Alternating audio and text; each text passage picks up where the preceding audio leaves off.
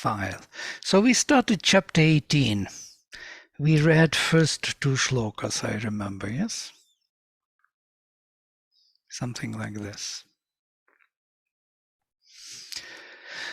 So 18th chapter is the last one.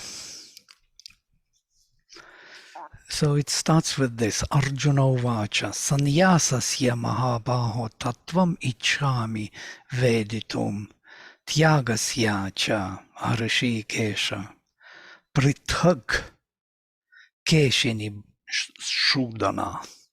Keshini Shudana is his name. I want to know, O Krishna, yes, Arjuna said, I desire, Almighty to know the principle of sannyasa and the principle of tyaga, O Rishikesha, and their difference. Interestingly, that he already, Arjuna somehow suggests to Krishna where he has to go and what distinction he has to make in his own question, Make a distinction between sannyasa and tyaga. It's only Krishna does this, as if he remembered it from before he was already making. Now he wants to know it again, kind of reminding me of that what you did before. He never did. This is first time he will be speaking on tyaga. Shri Bhagavan Uvacha Kamyanam karmanam nyasam sannyasam kavayo viduh sarva karma phalatyagam prahuh tyagam vichakshanaha.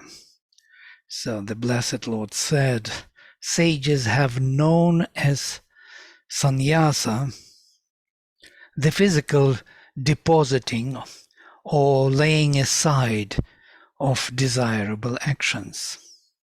Tyaga is the name given by the wise to an entire abandonment of all attached clinging to the fruit of works.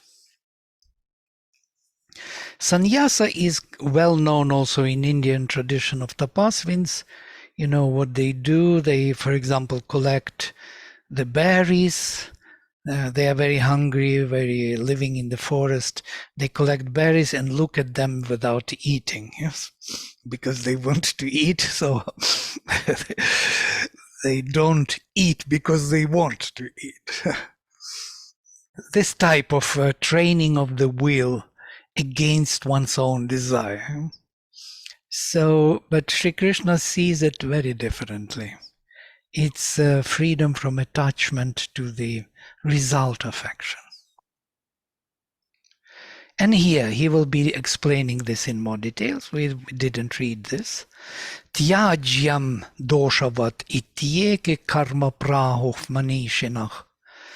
Yajnadana tapah karma natyajyam iti chapare. So some people say that the whole karma has to be left. Iti eke, some people say, should be left. Tyajyam, doshavat, as if it is a mistake.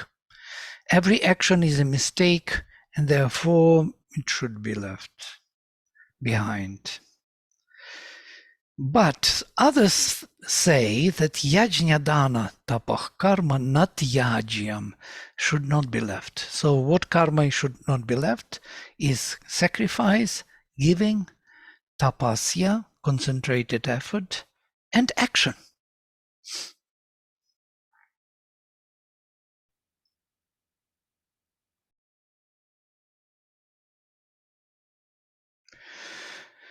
Nishchayam shrinu me tatra tyage bharata sattama tyago hi purusha vyadhara.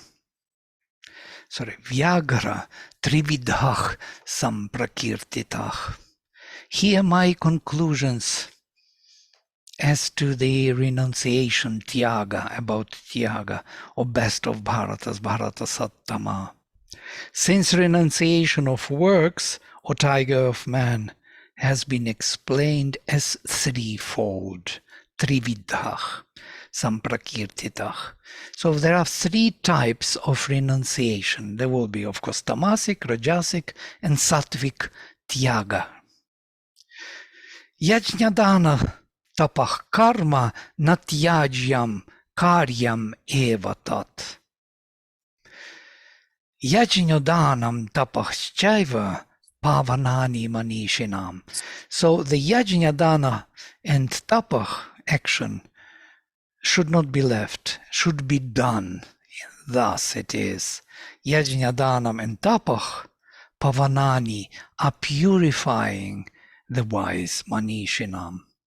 So the acts of sacrifice, giving, and ascesis ought not to be renounced at all, but should be performed, for they purify the wise. Etani api tu karmani sangam tyaktva phalani cha kartavyani iti me partha nishchitam matamuttamam. And this is my highest thought, matamuttamam, decisive thought, or partha. These actions, having left the attachment to the fruit, should be done.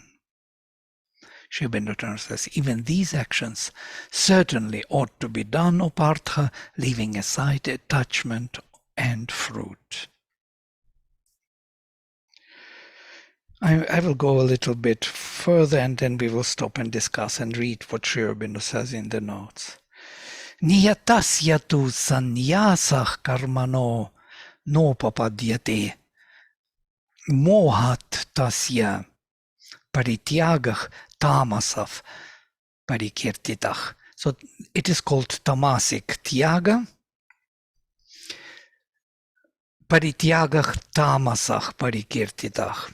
What is tamasic tyaga? It is verily renunciation of rightly regulated actions is not proper. To renounce them from ignorance is a tamasic renunciation. I will read what the text says. Niyatasya, prescribed or regular action, karmanah, of the regular action, sannyasa, renunciation, nopapadyate, should not be performed.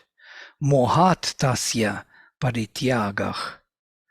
But leaving it because of moha, because of bewilderment, is called the tyaga, which is tamasic. We can imagine what it could be, yes, in life. Let us read Rajasic and it will help us.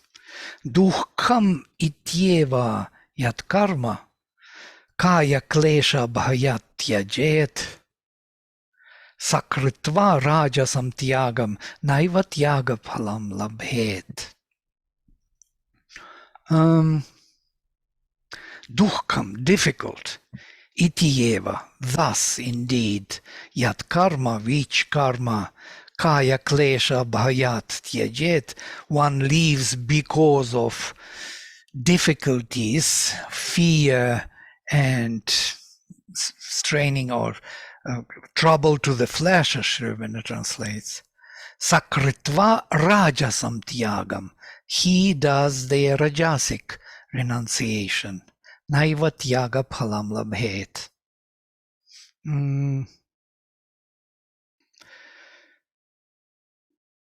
Obtaineth not the fruit of renunciation. So in this way, when we leave because of bewilderment of some kind, that you should not follow the prescribed action in life.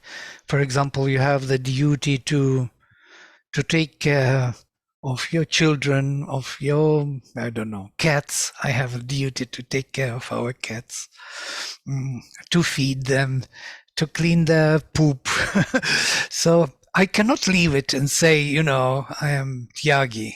I have nothing to do. No, I have to do this. So, but if by some mistake, I would kind of think of myself as something very great being who is not to touch lower action because of moha, then it will be tamasic renunciation. It's a stupid comparison. Can be better done, something more appropriate for this. You can think of it. What could be the tamasic renunciation? Because of bewilderment, one leaves the duty, the action which one must perform. I can see this in this war between Russia and Ukraine, that many Russians found their refuge in the pacifistic movement. We are neither for these nor for that. We, like in India, it was also when there was Second World War, and many people did not understand Sri Aurobindo why he took the stand for British, though there was a British Empire, and India was in the British Empire. They didn't understand this, yeah. So this pacifistic movement is actually giving more scope and place for the wrong force to possess the humanity. There has to be a resistance, and this resistance has to be performed, and this is the right action. But because of some bewilderment, fear is rajasic, but because of some idea that I am for some higher life, and I would not tell my thought or my position, I will not show because I am not belonging to this lower kind of relations. Then this is a better example of tamasic, and there are too many of such people. My friends are all like this. They do not take a right stand against evil.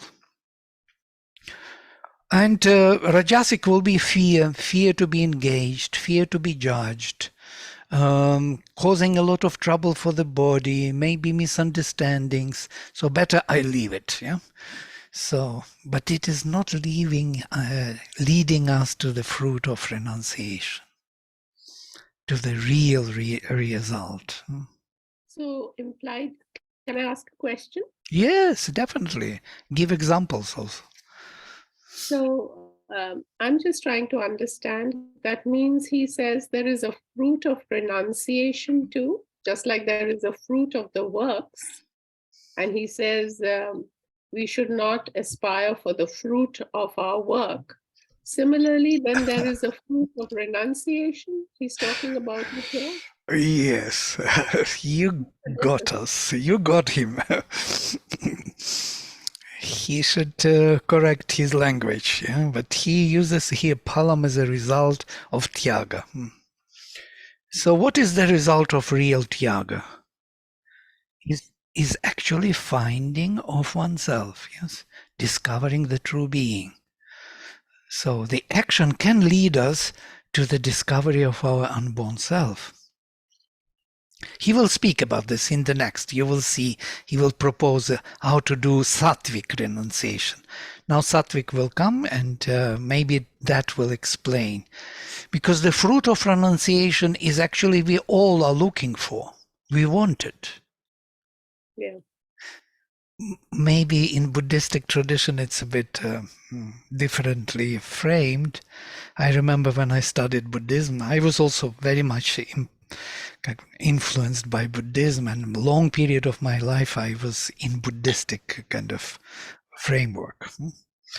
And I remember what struck me is that you have to leave only one desire, the desire of freedom, of nirvana, of becoming, to stepping out of the and then when everything, all the desires are destroyed, this last one desire keeping with, you have to also let go, and that will be the nirvanic period, the experience.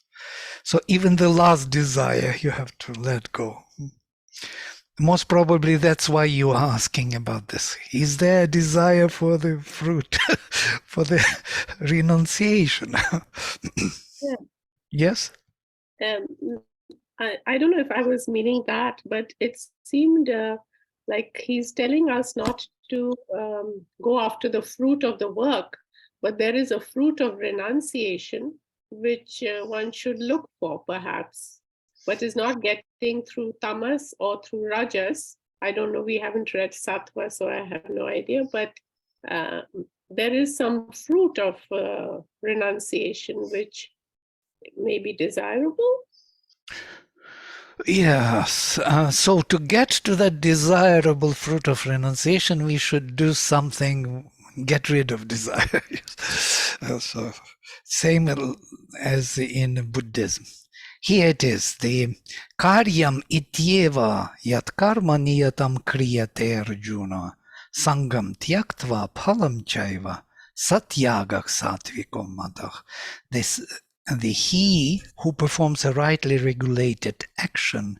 It's an important, this rightly regulated, interesting. Yeah?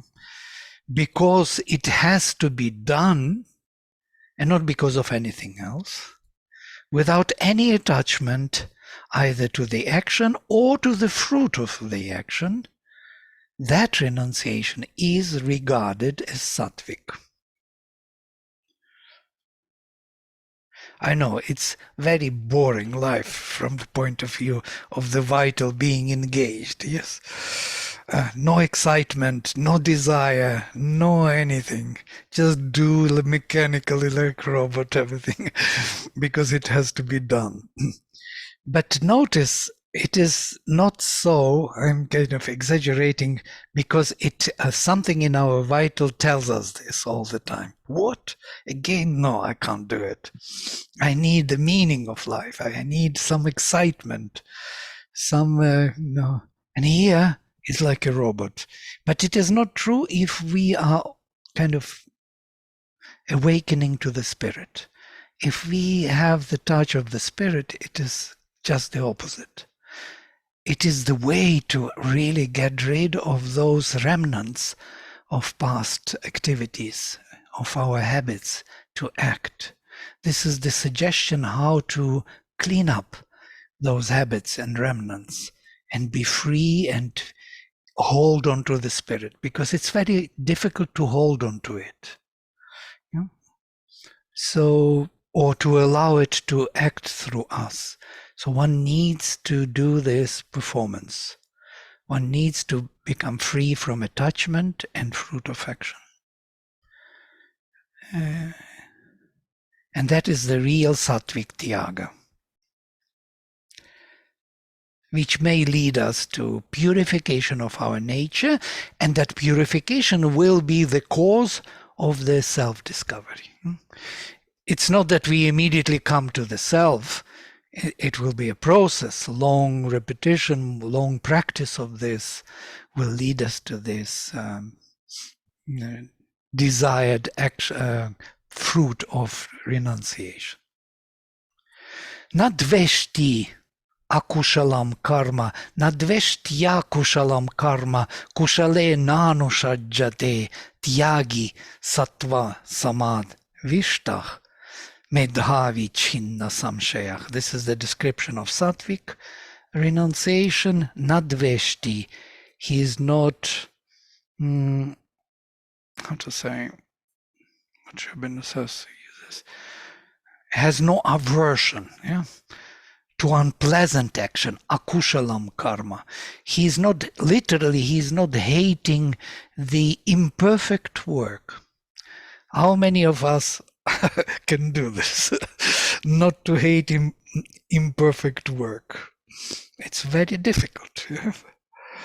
A little imperfection and we are judging it within ourselves, about others. So not to hate the imperfect work, and in the perfect also not to be attached. Oh, this is a super duper very nice work, let me do it, I want to do it, it works so well, it goes so right. Yeah? So neither nor. Tyagi sattva samavishta, this tyagin, this one who's renouncing, is charged with sattva, medhavi, he is wise, chinna samshayach, he dispelled or destroyed all the doubts. He has no doubts anymore. He's not stuck with the good action, nor he is cursing the wrong action. Well, it sounds like impossible when you think of your life. There's such a habitual reaction in the vital, in the mind. Even if we don't say it, we train ourselves not to. And still you can feel those reactions.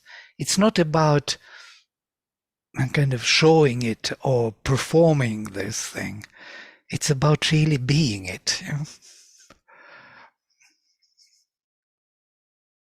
It's about disciplining the vital and overcoming egoistic preferences.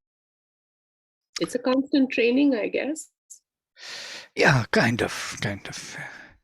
I don't know, truly speaking, till the end. I think this is the training, and it is something altogether different level of being.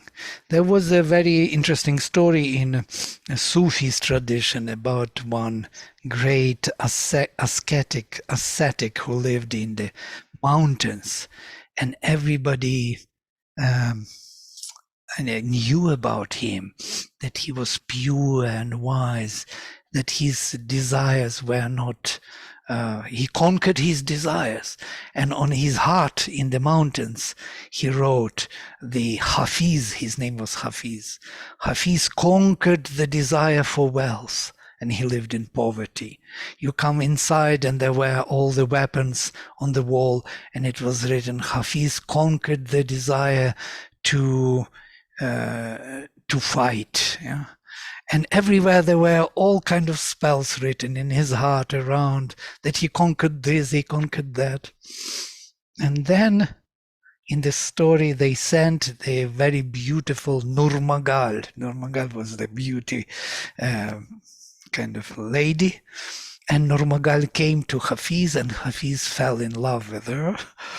And in the morning he woke up and he saw that everybody was, Nurmagal came out and was telling to the crowd, look, Hafiz is totally fell at my feet, my beauty, mocking him, making fun of him. And all those, arrows which were on the wall, and all those weapons and spears flew into the crowd. And the lake became red in the blood. And then Hafiz jumped from that top of the rock into the water, on which it was written, Hafiz conquered the desire for love. This is a very good story to know how it is to conquer desire for anything. So a little extra. And by the way, all the great ascetics in the Veda, Vishwamitra fell for Menaka, as you know, and lived with her 1,000 years in Himalayas, forgetting time because she was so beautiful, Apsarasa, and so on. So there is always a way, some way to seduce the spirit to this earthly life. So I guess discipline may help till a certain moment. And then there has to be some kind of realization. And that realization is not because I conquered the desire, but because actually it is not attracting me anymore. Somewhere Mother explains this. When the desire itself leaves you, not interested to deal with you, because nothing triggers in you, no interest towards that desire. This is, I think, the only way to get rid of it. Otherwise, there will be always some corner, somewhere, which may trigger the response.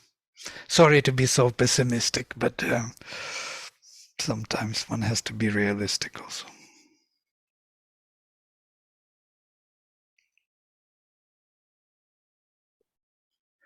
So the one who is not hating the improper action, imperfect action, is not attached to the perfect one.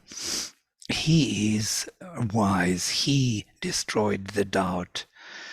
So this is the freedom. there is no good or bad. Hafiz was wrong in one way.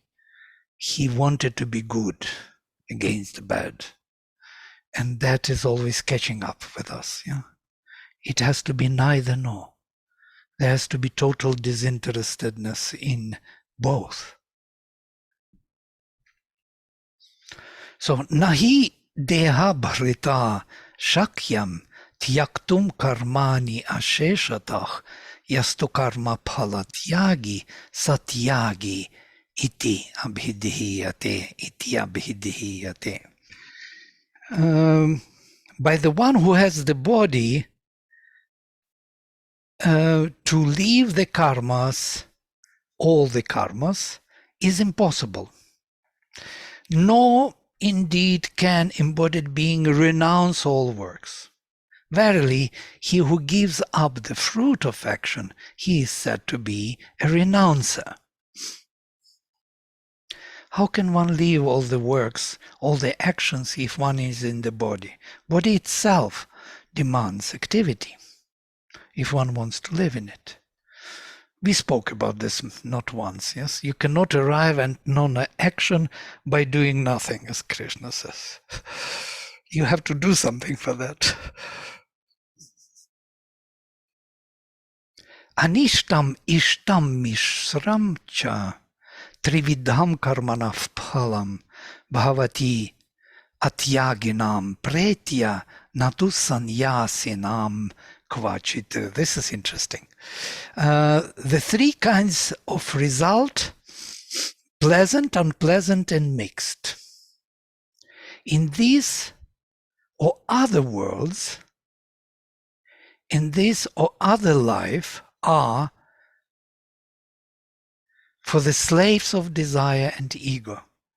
These things do not cling to the free spirit. So free spirit does not care either about desired or undesired or mixed between desired and undesired. It is not attracting the tyagi. It is attracting atyagi, the one who is not renouncing. He will always find some interest in some way or another. Well, it's like I'm speaking about myself, as if kind of interesting to see. There is always something somewhere, in some form, finds its way into your being and starts kind of talking to you, proposing you the reconciliation. Let us reconcile. Let's do both.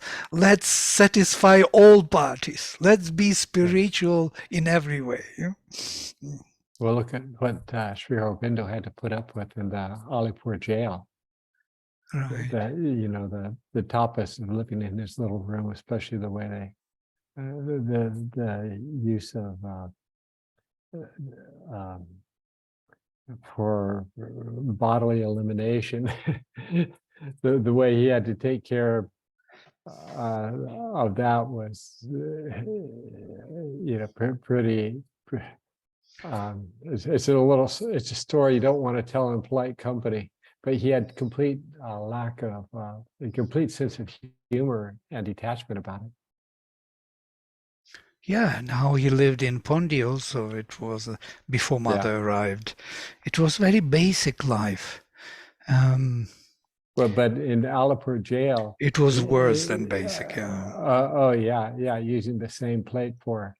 This is the thing which is always striking people for the plate. Yeah. But not only the plate, the blanket, the heat in this, it's huge. There is no air condition there, or dirt, everything. It's not fun to stay in those conditions. And still, sometimes I think that when the divine takes everything from you, it leaves no chance, no choice for you but to turn towards the divine. When it gives too much resources, that means you're kind of allowed to do what you prefer. Sometimes I think like this. Whenever the destiny strikes you, you start thinking about the divine intensely. And you then want to come back to him. And you are even grateful for that the destiny strikes you. You're really grateful. That's the positive response. The opposite is to go into all the What have you addictions. done? Yeah, so so many addictions. People getting lost in drugs and so forth because they just can't deal with the world. It's a huge problem in all over the world now. It's getting worse. Yeah. This shloka was for me striking. 3 kinds of result, pleasant and unpleasant mix in this or that other world, in this or other life, are for the slaves of desire and ego. They distinguish the desired, undesired, and mixed fruit of action. I want this, I don't want that. Okay, I can do both in between. Better more of this, less of that. This is all the framework of the ego, and it's an entrapment for our soul. We will never find ourselves in this way. It's amazing. Such a simple definition. Yeah? It's for the slaves of desire and ego. There are 3 types of result. Yeah, but if we didn't have that, we wouldn't be tested. Like Mother says, the purpose of evil is to test us. It makes sure that we cover every little detail of the purification. Right. Yeah, for normal people, there is no question here. It's only for those who are seeking the divine, yes? The whole Gita is about those who are seeking the divine, and not for the ordinary people living in the world. Of course, there are 3 types of results: desired, undesired, and mixed. And this is a normal way of living. Nobody claims anything here. But for the person who really wants to find the divine, this is the problem he has to solve. And then, Panchaitani Mahabaho Karanani Nibodha me Sankhye Kritante Proktani Siddhaye Karma Sarvakarmanam. These 5 causes, O mighty armed, learn of me as laid down by Sankhya for the accomplishment of all works. And what are the causes or the karanas? Karana means the cause or the reason or that which is causing the action. So 5 of them, here they are given. Adhishtanam, tatha karta, karanam cha prithak vidham, vividhascha prithak cheshtah, daivam chaivatra panchamam. So 5, adhishtanam, karta, karanam, cheshtas, and finally daivam. So adhishtanam is location or the body, the context in which, or the embodiment in which we do the action. Karta, the doer. Karanam, the doing, the instruments, various instruments. Prithak vidam. And these instruments are indriyas, as we know. Yeah, seeing, hearing, speaking, thinking, by which the work is done. And also karmendriyas, jnanendriyas and karmendriyas. Vividhascha prithak cheshtah, and different types of efforts. And daivam. Daivam is the fate or destiny, something which is in the stars. So body is first, the doer, interesting doer, he's here. And doer is not the self, not the true self. The doer is the nature, according to Krishna. Nature is doing, not you. Karanam, the instruments by which the doer is doing, the nature is doing, and different efforts and the fate. And here he says interesting thing. Sharira vang manobhih yat karma prarabhate naraha prarabhate narah niyayam va viparitam va panchaite tasya hetavah. These are 5 hetus, 5 different causes. Before he said karana as a cause, now he says hetu as a cause. These 2 words mean the same thing. These 5 elements make up among them all the efficient causes, karanas, that determine the shaping, the outcome of whatever work man undertakes with mind and speech and body. So these are 3 major activities in our body: sharira, with all the karmendriyas, vang, speech, what we say, and manas, what we think.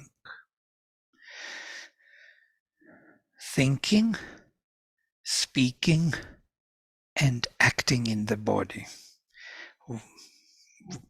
By these, sharira vang mano bihich, yat karma, that karma, which karma, prarabhate narach, the man begins, starts, acts upon, nyayam va, viparitam va, whether proper or improper, leading to the result or leading away from the result, doesn't matter. These 5 are the hetus, the causes. What it tells me something which is not written here. One can do all the activities by these 3 without being engaged psychologically.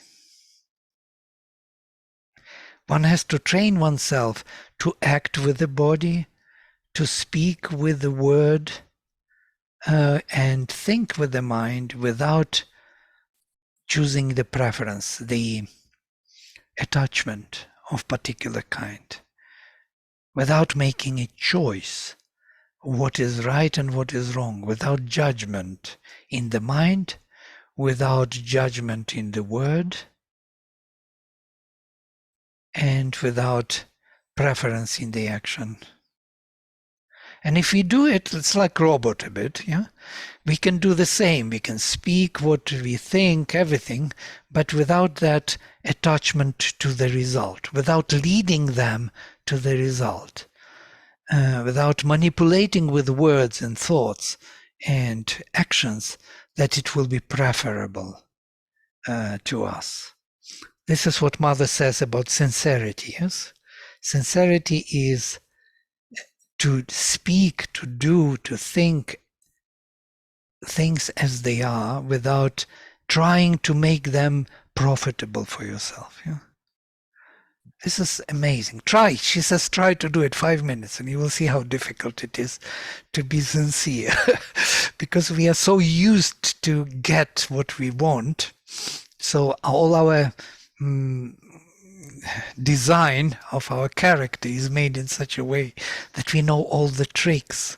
Yeah, how to be humble, for example, where it is needed, and where it is not, we are not humble.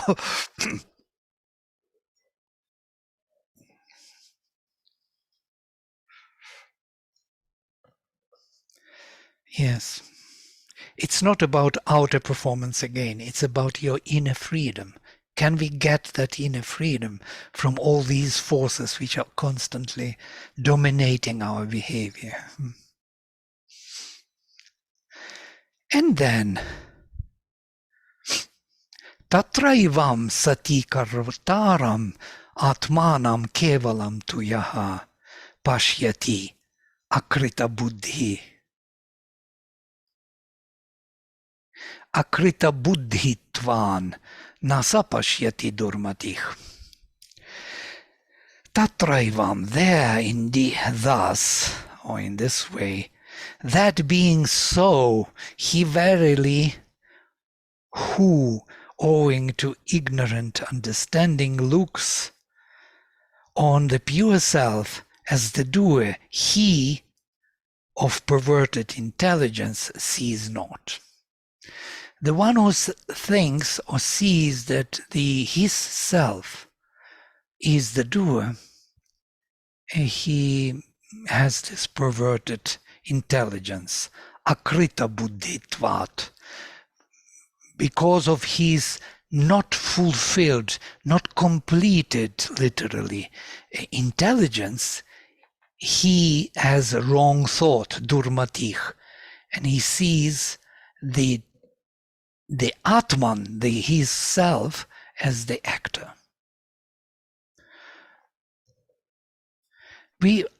I must say about myself that I see my Atman as an actor, and it's a normal thing. Many times a day I think the same thing, that I'm the actor. I have to do better. I did wrong. What did I do? I'm so stupid. I did this. I did that. I have no will. I have no this. I am constantly judging myself, working on myself, This is called working on yourself. Gandhi, for example, he was constantly blaming himself all the time, only himself, not anybody else, judging himself. And that was considered to be, the spiritual behavior. You don't judge others, you judge yourself. You look at yourself. But this is not better than judging others, really. It's on the same level. It leads nowhere. So the doer is actually nature, not the pure self. Absolutely. Nature is doing all.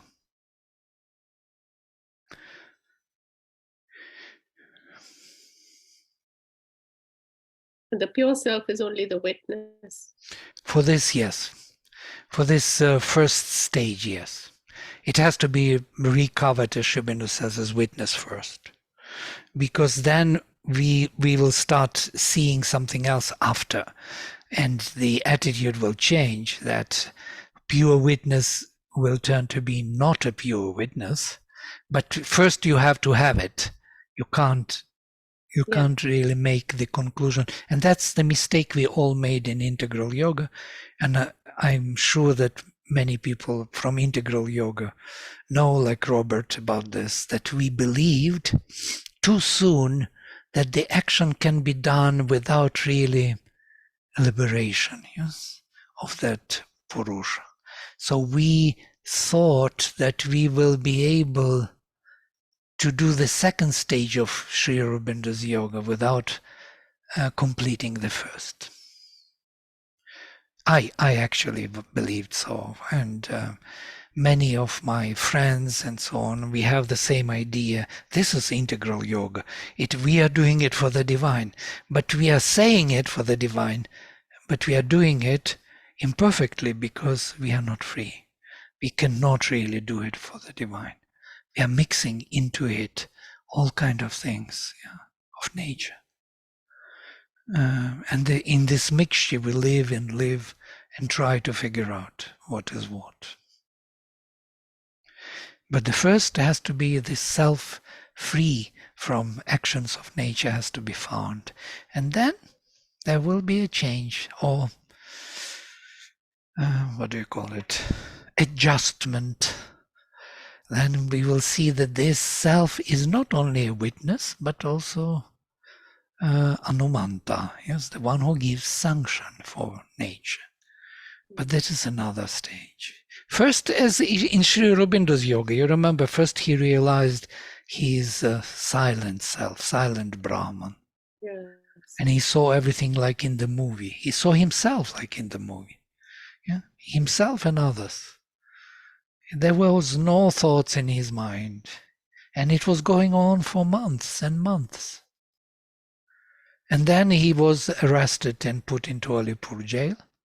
And then there was a second stage of discovery, that the divine gives sanctions, that the divine is everywhere, that he is not nobody, that the divine is everywhere. But for that you have to clean up the perception, you have to clean up the consciousness to see that second stage.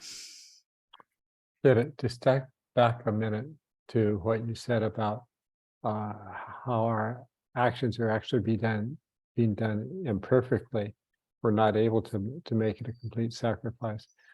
I think that's why Sri Krishna makes the point that all action has some imperfection, like every fire has some smoke. Yeah, imperfection is everywhere. Imperfection is inbuilt into this body. So what can we do with this? Yeah. Yeah. So we Shall we have to judge it? Yeah, we have to go through the action, the selfless action, even though it's not completely selfish at the time.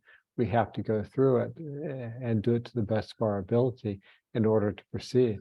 Yeah, yeah. And it is much more honest than to claim some divine providence and, guidance, where you are just selfishly trying to gain some results for yourself. Yeah? Which is actually the case in many cases, which I know. And myself, I'm including, I'm not excluding. I trace this in myself also. These tendencies of the nature, of the vital, they're rising, they're talking to you, you talk to them back, you're always in dialogue with these forces, thoughts, with yourself. But there must be order, some order in the system. You have to be in charge first before you reach to that, so everything has its place, so to say.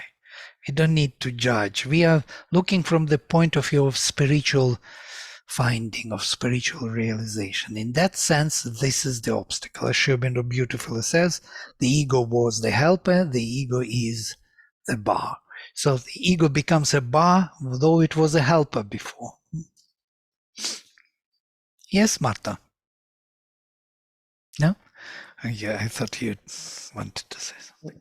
I didn't have any comment. I'm just appreciating your quotation. Thank you. Yeah, definitely. Yeah. We learned a lot, but that doesn't help us in a realization of this idea. It needs, I don't know what it needs. We inherited the body and the powers of nature, which are always dominating. We learned how to do things right within this given context, within this body. And unfortunately, to overcome that is not an easy task. Either it has to be a severe tapasya, as many did already, rishis and saints went into Himalayas just to efface and erase all that and to jump into the spirit, but then they cannot come back. But Sri Aurobindo's yoga is even more difficult. Yeah? So we are learning from the Gita how Gita offers us. She tells us simple thing. Renounce the attachment and the fruit of action and live your life. Live as it is, because there is nothing good or bad in life. Life altogether is as it is, and it is done by the nature. You have to free yourself from that activity of nature. So therefore, do not attach yourself to the results and to any modality of activities. Don't believe that you are the actors. View everything as it is done by nature.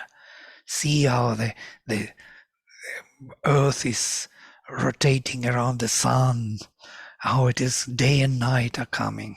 Are you doing day and night? No. So you're falling asleep. Yeah. Are you falling asleep? No. It's nature. Nature is falling asleep in your body, makes you sleep. Even if you don't want to sleep, you will fall asleep. And you will wake up, even if you don't want to wake up. So we have to learn this lesson, I guess.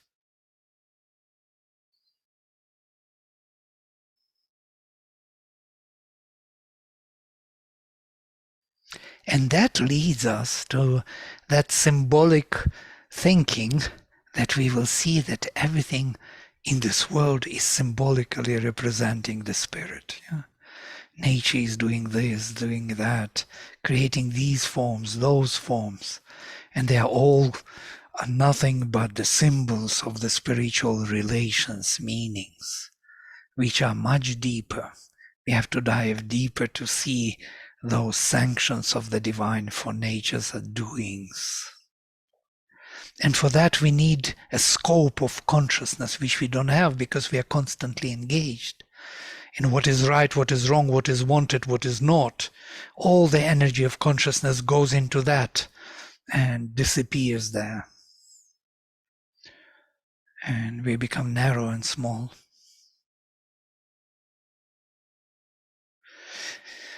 Okay, we can stop here for today. If you have any thoughts, it's 7 o'clock in the night. Maybe no thoughts coming so late. Yeah.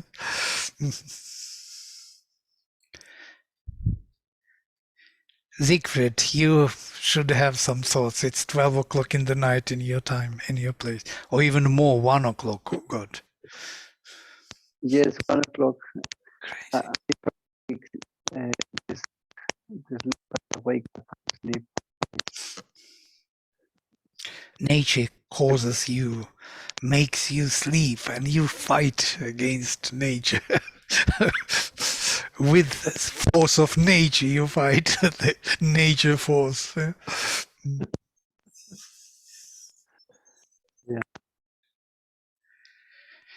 Well, all right, then if no thoughts on this note, we can stop for today and reassemble next time and finish the chapter. Maybe in 2 sessions we will finish the whole chapter, or maybe more, 3 sessions. The chapter is quite long, 70 plus shlokas. But this is the crown of the whole Gita. He will put everything into the perspective for us to take with us. It's nice to stay with these thoughts and let it just be absorbed. Yeah. All right. Om Sarve Bhavantu Sukhinah Sarve Santu Niramaya Sarve Bhadrani Pashyantu Ma Kaschit Dukha Bhag Bhavet. Om Shanti Shanti Shanti.